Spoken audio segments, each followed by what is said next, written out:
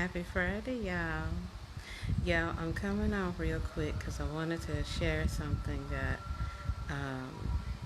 I think will be helpful for many, or it may just me be soundboarding because that's what I do. Um, I was just having a conversation, and yes, y'all do hear the call for prayer in the background. Um, but anyway, I was just having a conversation with someone, and in the conversation, I was speaking about a survival coping mechanism that I would do, and I still catch myself doing sometimes if I'm not careful, and where it comes from. And I'm working on it. This is a form of shadow work that I'm working on. So, whenever I'm having to have a conversation with someone, a hard conversation or a confrontation, which I don't like confrontations,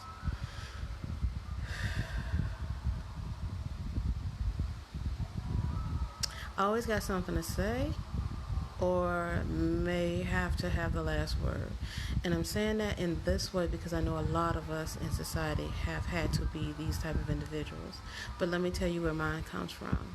Mine comes from the fact that when I was growing up, that was a coping and survival mechanism to avoid getting an ass whooping.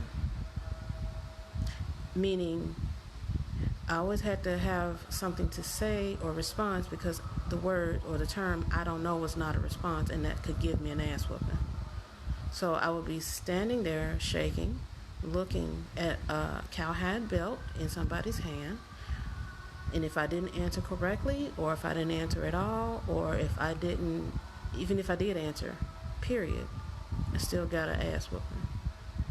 So to avoid getting an ass whooping, I would have a response to their question, like, why did you do it? Or what's on your, whatever the question was. Or, it was a bad report card. Why'd you get a bad report card? You couldn't say, I don't know, back then. That was not a response. That was an automatic lick for an ass whooping. So the coping mechanism came in of, okay, if I say something and if I say what they want to hear and I say the right thing in the right tone, the right way, maybe I'll avoid getting an ass whooping that day or at that time. So that's how 40-some years later, that is a realization that I have come across. And yes, y'all, you're looking at the girls, okay? These are also girls too. But I just wanted to put that out there. Hopefully this is inspiring and helpful for some. This is not a,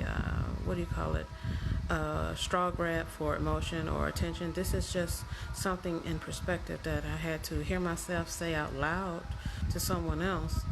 And then I thought it'd be good to share for others who may be on their journey also to understanding themselves a little bit better. You never really truly know yourself, but a better understanding on how you show up and why you show up the way you do. And if it's a mask, is it a coping mechanism, or is it authentically you? And another thing I'll say is authenticity doesn't always equate to transparency, and transparency doesn't always equate to authenticity. Like, I'm authentic, but I'm not transparent. Why? Because it's not everybody's business. I don't need to be transparent to the world. I need to be authentic to the world, but I don't need to be transparent to anybody but my motherfucking self. Understand? Okay. All right. Y'all stay delicious. Peace.